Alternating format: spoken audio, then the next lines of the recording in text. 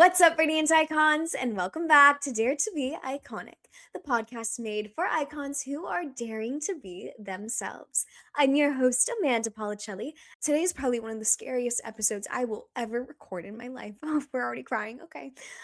Um, Not only is it vulnerable and heavy and emotionally driven, but um, it's something that I keep trying to get perfect. Like I have pressed pause and record so many times within the last 45 minutes because I keep trying to get it right.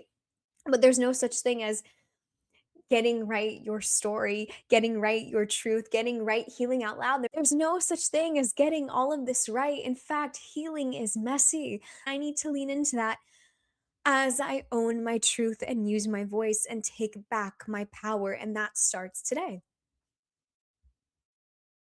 I am so scared.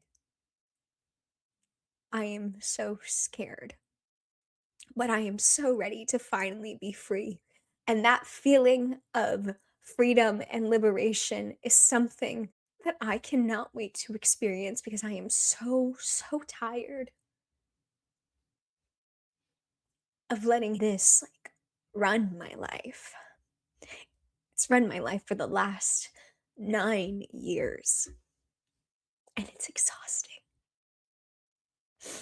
It's so exhausting having this secret, having this big, heavy thing being this weight on you. Like, honestly, I feel like the scarlet letter, and that everyone knows this big, ugly truth about me. But the fact is that if you look at me, you won't know. You won't know the pain that I've gone through and how hard it's been. I know I'm not the only one that has gone through this. And I know I'm not alone, even though I do feel alone right now.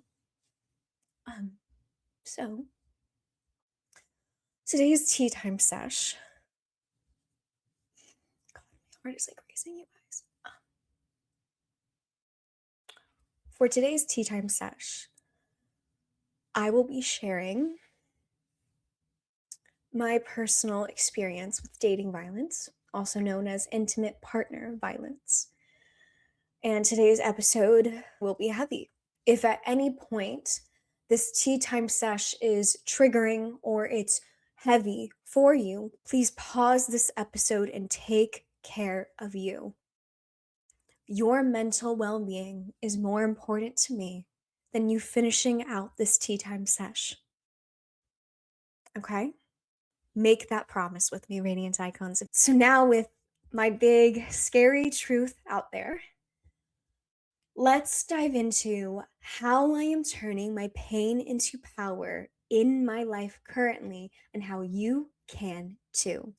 These are the 5 steps I am actively doing as I heal out loud from my dating violence relationship, and how you can also take these steps and apply it to any pain that you have experienced in your life. Because if there is one thing that I know from all the trauma I have been served on a hot steaming platter in my life, is that your pain does not define you, but what you do with it does. And we are turning that pain into power. We are turning it into resiliency. We are turning it into strength. So let's get to it. Are you ready, Radiant Icons? Because your tea time sesh is starting now. So the first thing we will be doing, Radiant Icons, to turn our pain into power is owning our story. For me personally, healing out loud by sharing my story on this podcast is one way for me to own my story, to own my truth, and take my power back. But before I got to this stage where I can talk about it publicly, right? And be free and liberated in this choice, in this decision that I have made, I had to journal it out. I had to journal the moment that hurt me the most. And in my dating violence relationship, there were a lot of moments that hurt me the most. However, each particular instance in that violent relationship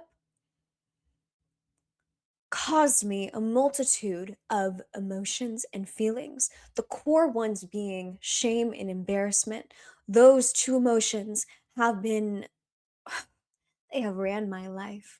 They have honestly led the damn charge of taking control and having me live in fear with this big, heavy weight on my shoulder that, oh, I'm alone and no one's going to understand, right? It has fed and perpetuated this false narrative that I have allowed to run my life for almost a decade.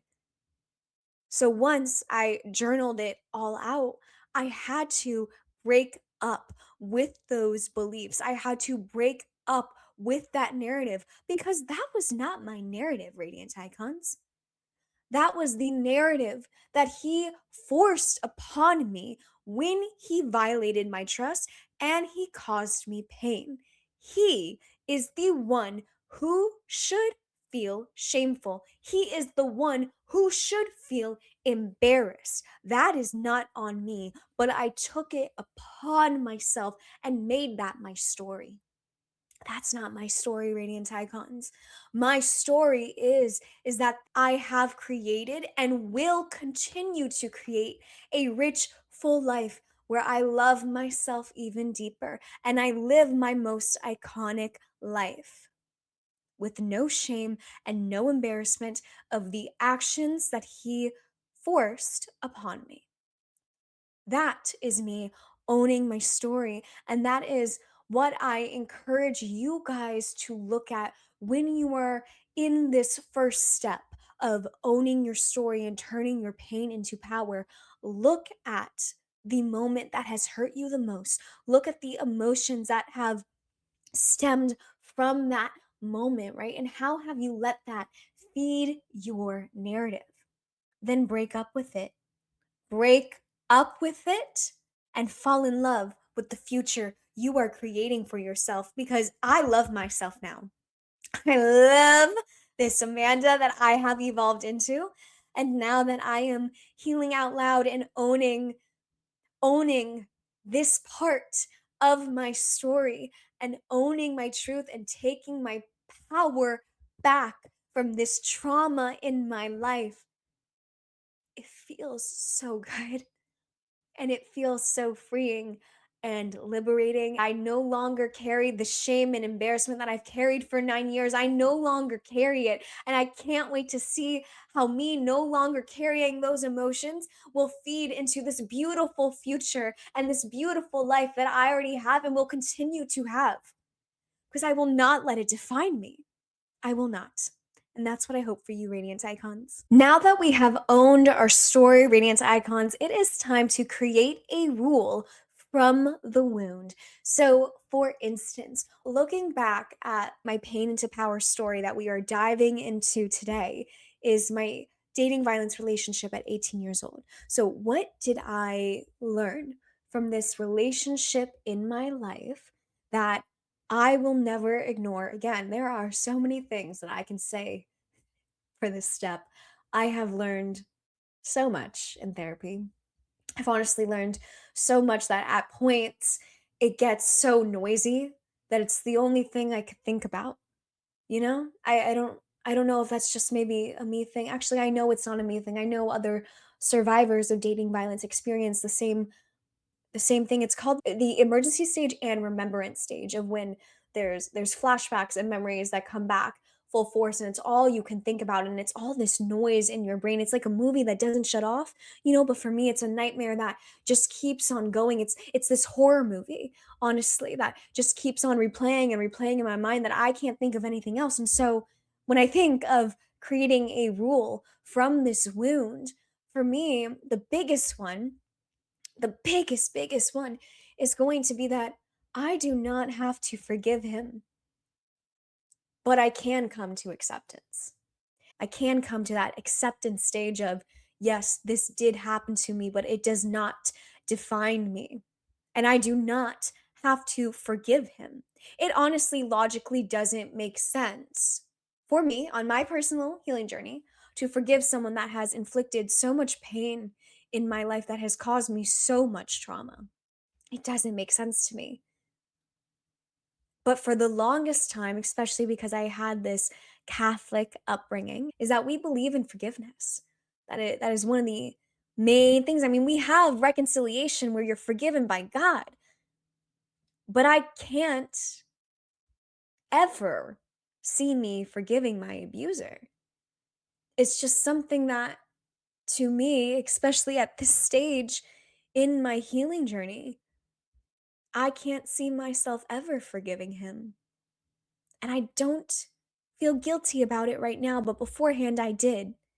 And I think that's something that I am slowly breaking, that is allowing me to get to that acceptance stage of accepting that this did happen to me. And yeah, it was horrible. And I wish it never happened. But you know what? It did. But the worst has already happened. The abuse has already happened. The violence has already happened, right?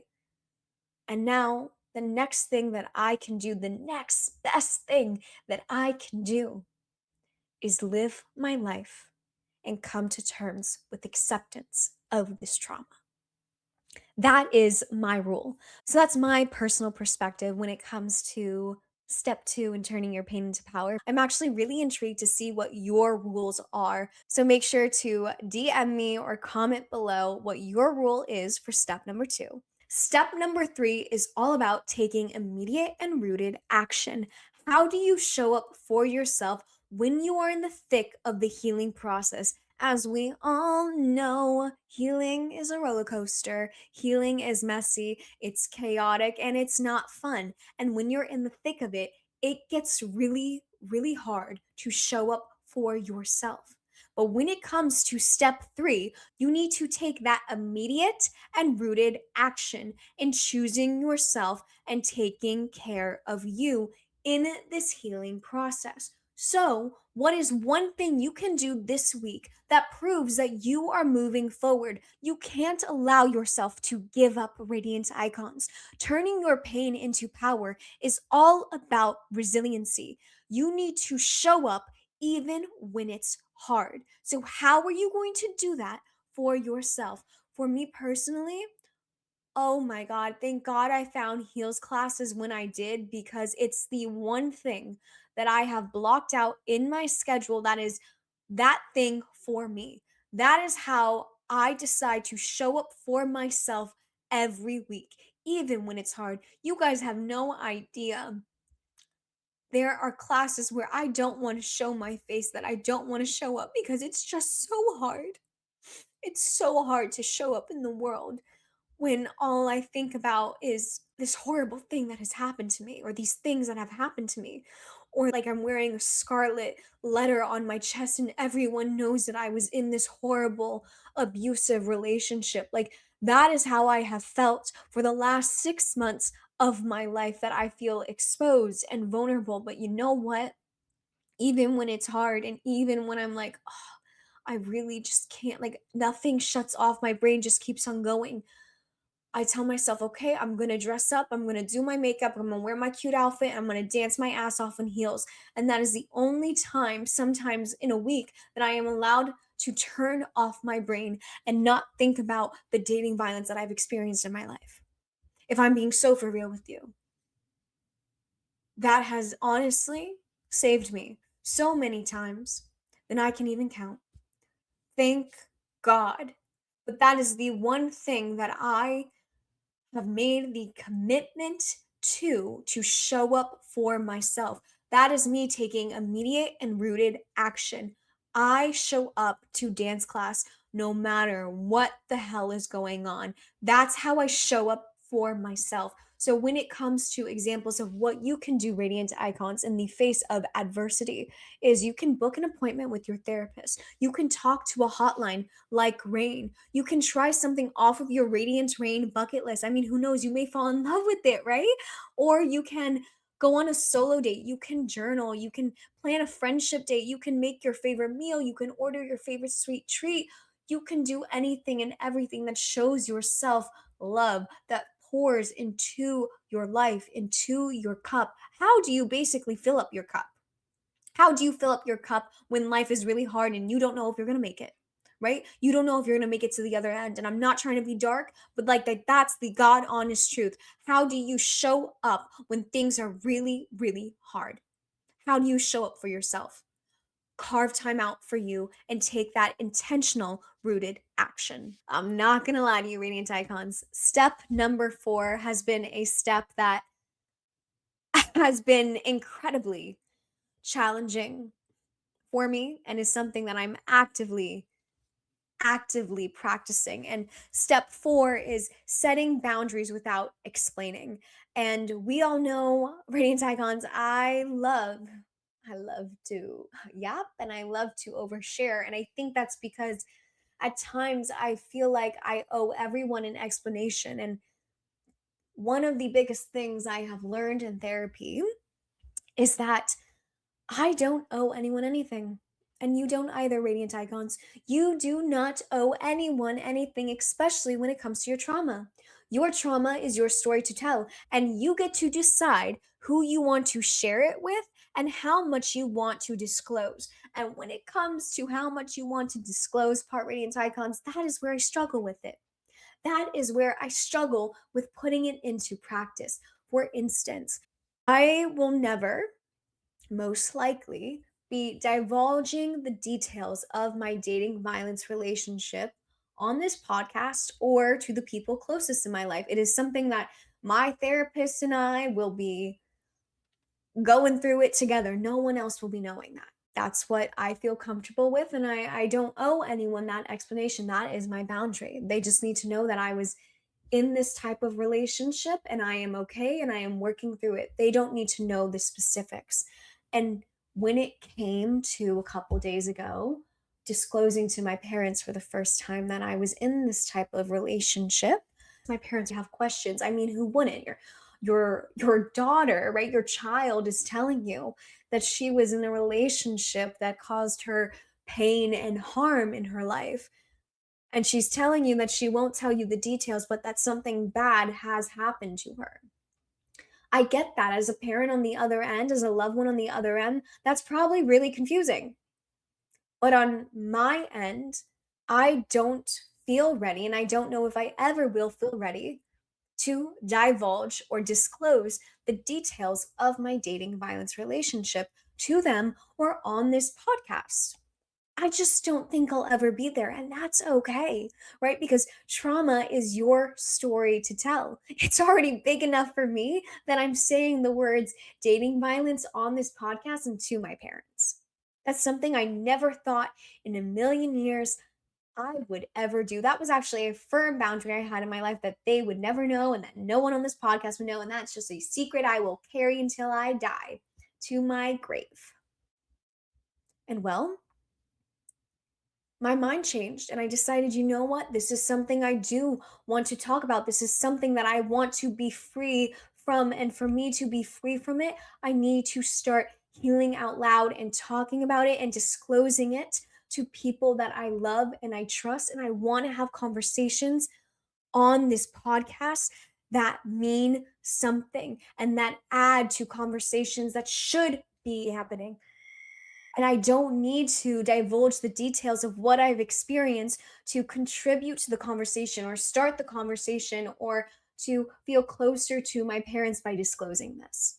Right. So that's kind of how I am with step number 4. It's hard, it's tricky, but honestly, you need to practice enforcing it without justification. Boundaries are not punishment, okay? They're standards. And your standards just are hey, I don't want to tell you the specifics, but this is what happened. That's my pain. And there is so much power in holding those standards and speaking the truth of the pain that you experience. Step number 5, Radiant Icons. I know this is going to sound hippy dippy, but just stay with me, okay? Just stay with me. It's creating a power statement.